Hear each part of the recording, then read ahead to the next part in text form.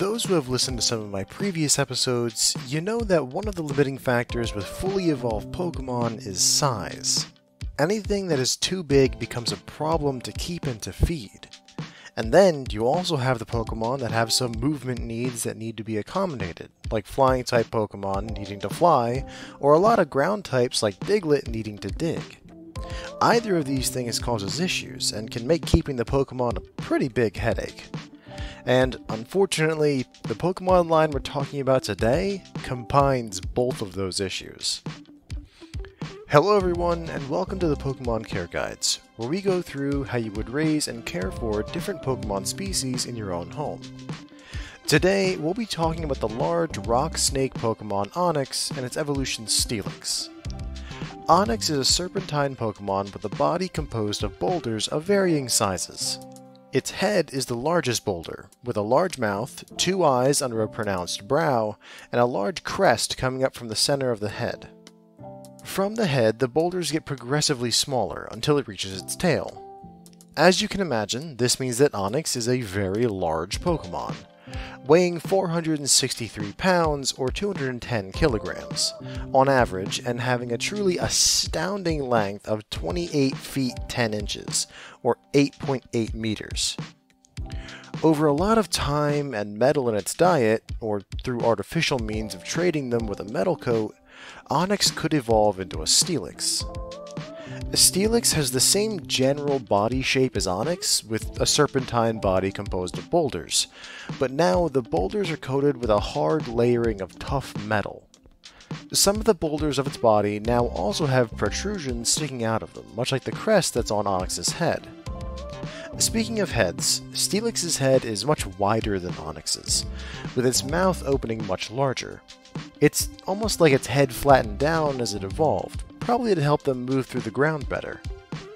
Overall, the size of this Pokemon is going to make it a challenge, and if that sounds interesting to you, then let's get into the guide and find out if these could be the perfect Pokemon partners for you. Enclosure. Okay, so there's a few big issues. One being these Pokemon are massive. Like, massive to the point that even Onix puts other fully evolved Pokemon to shame. Size like that is always an issue when you're thinking of keeping them. Not only that, but this Pokemon prefers to spend the majority of its time tunneling underground. After all, that's where they find their food, which is a whole nother issue we'll need to deal with when we get to the care section. And they tunnel fast, at a max speed of around 50 miles an hour, which is about 80 kilometers per hour. So not only is it massive, but it's also fast and needs a ton of space to move around. And Steelix? It's even worse. They like to dig even deeper in the ground, thanks to the pressure they experience down there, about a half-mile down. With Pokemon like this, creating an enclosure for them outside of a nature reserve or a zoo is simply not feasible. After all, with the speed they move underground and their size, they normally have a territory of a couple square miles or square kilometers. Of course, most of that is in the search for food, and because we're going to be providing them with food, they won't need as much space, but it will still be a good amount, more than any reasonable person could be expected to maintain as an enclosure. Thankfully, these Pokemon aren't aggressive, unless they're in the wild and are in pain, which is at least one saving grace when these Pokemon are concerned. Other than that, they tend to be rather antisocial, spending most of their time under the ground, so don't expect to spend too much time with them at all. Anyway, with all that qualifying information up front, let's actually talk about the enclosure. First of all, you aren't going to have one. Like I said, expecting a normal person like you and I to enclose the amount of space needed for these Pokemon is ridiculous. No, instead you're going to be keeping your Onix evolution free range. You're going to have to let them wander the surrounding area of your home, and just be sure to have them understand that you and nearby you is the best and safest spot for them. Of course, that means you are going to be limited to living in certain areas, places like mountains and the surrounding countryside. Obviously, you can't have one near any kind of town or city, their tunneling would cause disaster for the infrastructure. But they also need the higher amount of minerals and metals that can be found in mountainous regions. So, right there, if you're not willing to live pretty far from other people, then I'd say these Pokemon are already not a great match for you. Since these Pokemon are going to be free range, a lot of what's going into keeping them is going to be in the care section, as food, affection, safety, and the Pokeball are what's going to keep them coming back to you. That means that, a lot like the Ghastly line, there isn't much to say about their enclosure. I should say though that Onix is a very solitary creature, and doesn't need other Pokemon around for it to be happy. But it does tend to get along with anything that doesn't endanger it. So avoid water types, grass types, or anything too aggressive, as if Onix or Steelix get hurt, then they'll turn aggressive in turn to whatever hurt them, and maybe anything else in the surrounding area. Good, safe bets are ground types like the Diglett line, as they have a semi-symbiotic relationship in the wild. Overall, this will only matter as to how it affects your home environment, as your Onix could realistically run into anything out in the wild. Availability. While finding one might not be easy with how it spends most of its time, I will say that in the places they do exist, they can be very common. Places like Rock Tunnel in Kanto, Union Cave in Johto, and the Glittering Cave in Kalos, really rocky, mineral-rich places. After all, they are on multiple victory roads all over the world, and in plenty of places all over the Galar and Sinnoh region. Even Alola has a population of these guys on 10 Carat Hill, though they are rare, which isn't surprising considering Alola's an island chain. Only Hoenn and Paldea are missing any population of these guys. And all of this is just for Onix. Steelix can be a lot harder to find due to the time it takes for a wild Onix to get to the point of evolving. They are most common in places like Iron Island and Twist Mountain, thanks to the higher than normal metal content of the rocks there. But even then, it might take a bit of effort before you're able to track down a wild Steelix, considering just how deep underground they burrow. When it comes to the breeding scene, you aren't going to have much luck. I mean, think about the enclosure needs, and now make that exponentially more because you need a breeding population of these guys. It's a lot of expensive setup just to breed a Pokemon that really only professional rock-type trainers are going to want. Not to mention that wherever they have to set up this breeding program is going to be out of the way from any town or city. Realistically, there has to be 1 or 2 people out there that have a breeding setup for them, but they may be hard to find and probably very expensive to get. Which is a shame. A captive-raised Onix could help along with the bonding immensely. Catchability. Your major issue when trying to catch these guys is going to be just finding them. Because of how they live, you'll have to find a spot where an Onix is known to live and camp it out. It might take a while, as they even sleep underground, but a good way to tell if one is coming is the trembling. Something that large pushing through the ground at such a high speed causes the ground to tremble as it gets close. That will be your only warning that the Pokemon is nearby, and you have to keep on your toes. It could show up at any point, and they don't tend to stay on the surface for long. At that point, a Quick Ball is your best bet to catch either of these Pokemon. I know they have a pretty high success rate when used on a Pokemon immediately, but if it fails, then I would say just let the Pokemon leave. They tend to get highly aggressive when injured, and if you decide to battle it, then things can get pretty risky pretty fast. If you do decide to battle them anyway, then your best bets are to use water and grass types. They're the most effective against Onix, and are still fairly effective against Steelix. I suppose fighting would be effective too, but it's more effective against Steelix than Onix, and Steelix is a lot less common in the general wild, so unless you're specifically going to a place that's known for Steelixes, then the first 2 are your best bet to stay safe. Other than that, if you don't choose to use the Quick Ball, a Pokeball or a Great Ball would be good for Onix, and absolutely use an Ultra Ball for Steelix. Care. Alright, so the first thing and the most important thing that you'll need that this entire guide hinges on is building a bond with your Pokemon. That is what's going to keep bringing this Pokemon back to you. That's what's going to keep you safe from this Pokemon. That's what's going to stop it from destroying your house. Building that trust is going to be the #1 thing that you have to do with this Pokemon. That's why I said that despite all the effort and expense that's going to go into it, getting a captive bred and raised Onix or Steelix is going to be exponentially helpful to you along this path. They'll already be used to being around people, and they'll be conditioned to know that you're where their safety and food is. If you are really set on getting one of these Pokemon, then I cannot overstate just how much getting a captive raised one will help you with this. But since you're much more likely to get a wild caught one, let's start there. The first thing you have to know is that for the first time ever in this series, I'm going to recommend you start out keeping your Pokemon in a Pokeball. I know, I don't usually say that. After all, this whole series is about raising a Pokemon in your home outside of a Pokeball. But if we don't do that, then there's a very good chance that the Pokemon just digs away from you the very first time you let it out, and you never see them again. Until you're close enough to the Pokemon that you don't have to worry about them leaving permanently, then you'll have to return them to their Pokeball after training.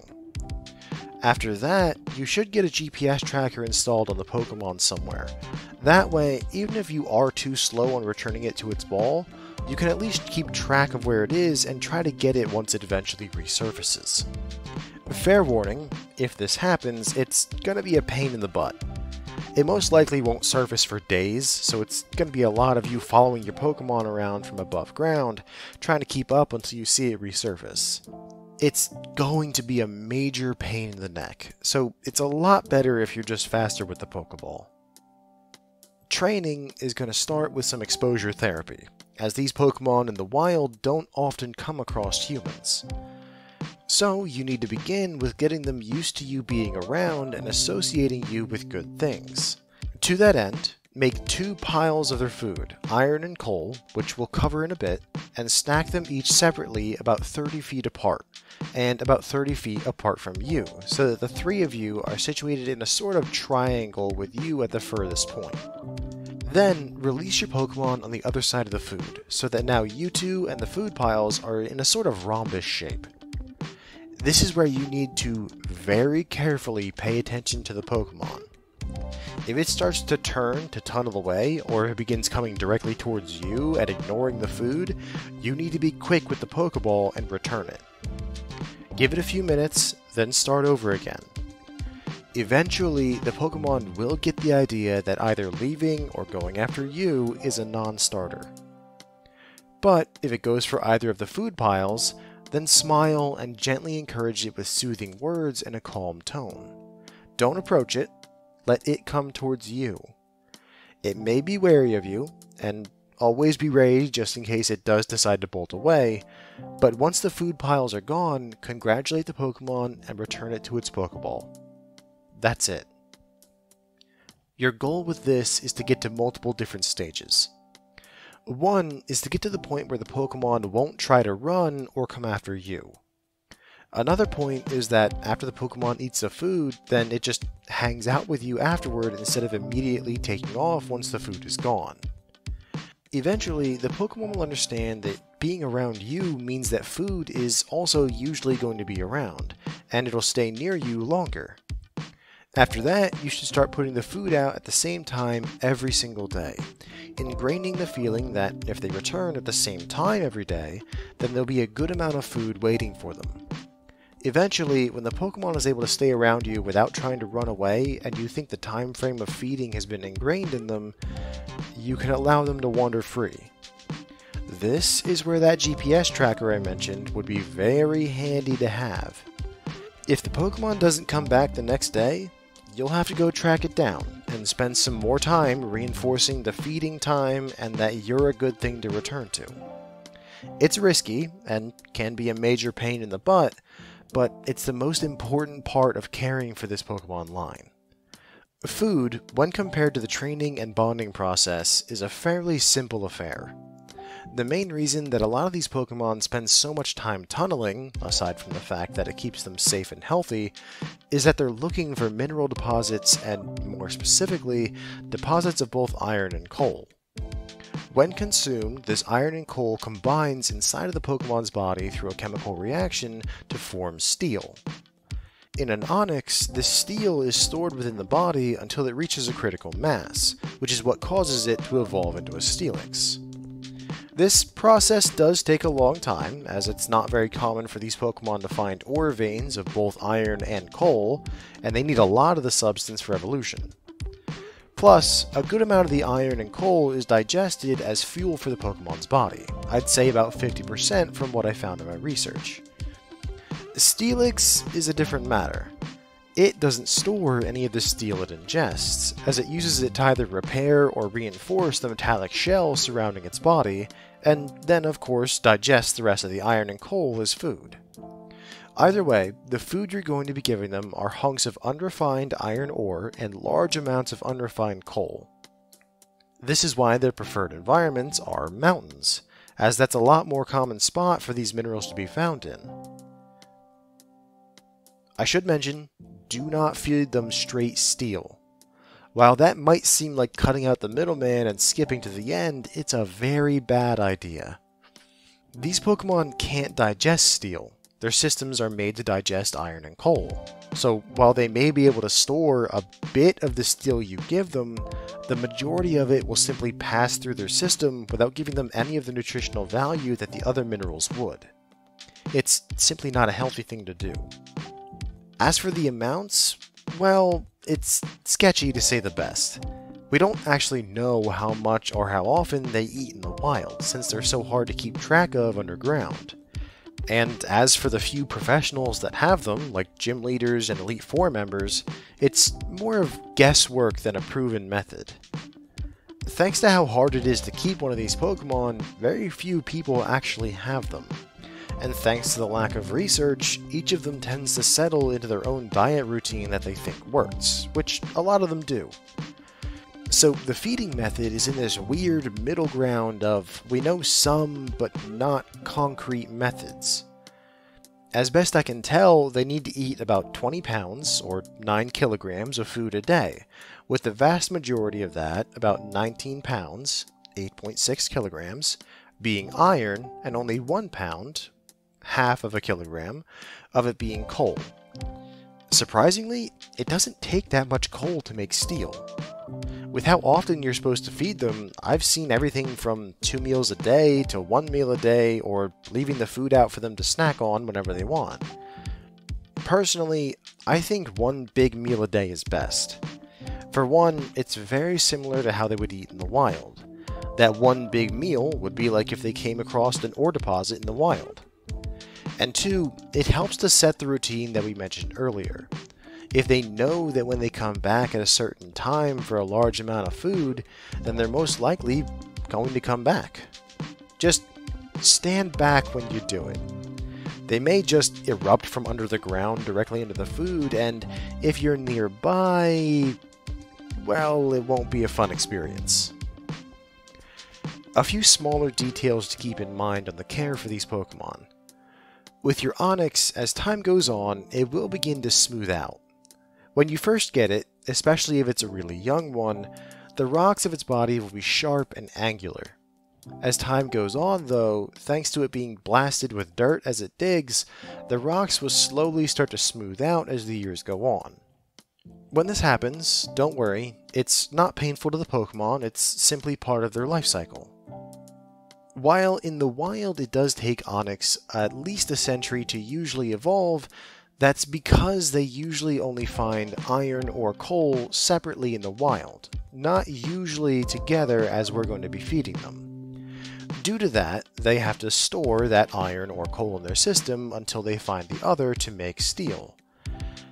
Because we're going to be feeding them an equal amount of both, then your Pokemon is much more likely to evolve faster than if it were in the wild. So if your Onix evolves after only a decade or two, instead of the century that it takes in the wild, don't be surprised. It's something that's happening because we're carefully monitoring their diet. This last part won't matter for Onix since it doesn't have any, but keep an eye on your Steelix's teeth.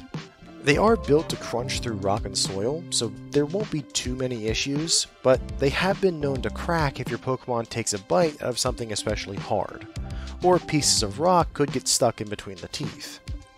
When you see your Pokemon, just keep an extra eye on the teeth, and if you think you see any issues, don't be afraid to take your Pokemon to the Pokemon Center.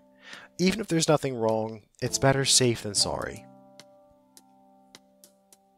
Cost.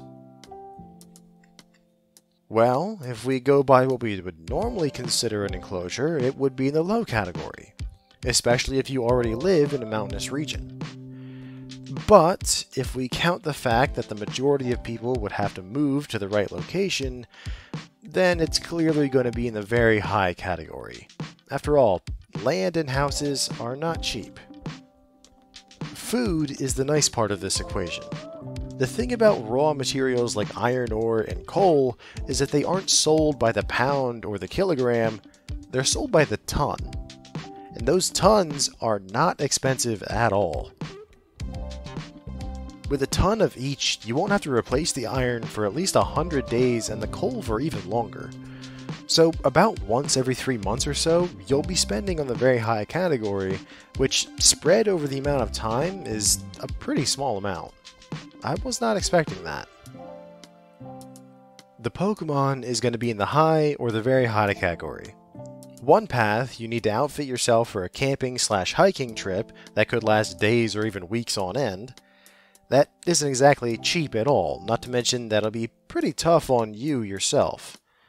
And then, getting a captive bred one isn't going to be easy either.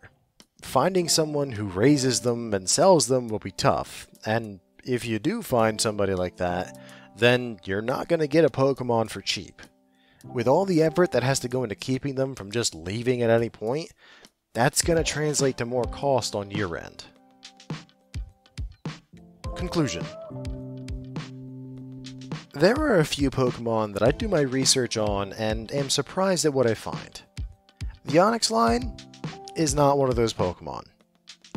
With their size and their lifestyle, I knew that these Pokemon should only be appropriate for people that have a lot of experience raising Pokemon that present challenges. Anyone that has no experience with large Pokemon or Pokemon that can't be contained should not raise these Pokemon. But if you're okay with living on your own away from town and can handle all the challenges that we've covered in this guide, then I think that it might be possible that these Pokemon could be the perfect Pokemon partners for you. Thank you all for listening, and please join us again next time when we talk about the creepy Dream Eater Pokemon Drowsy and its evolution Hypno. Have a wonderful night, everyone.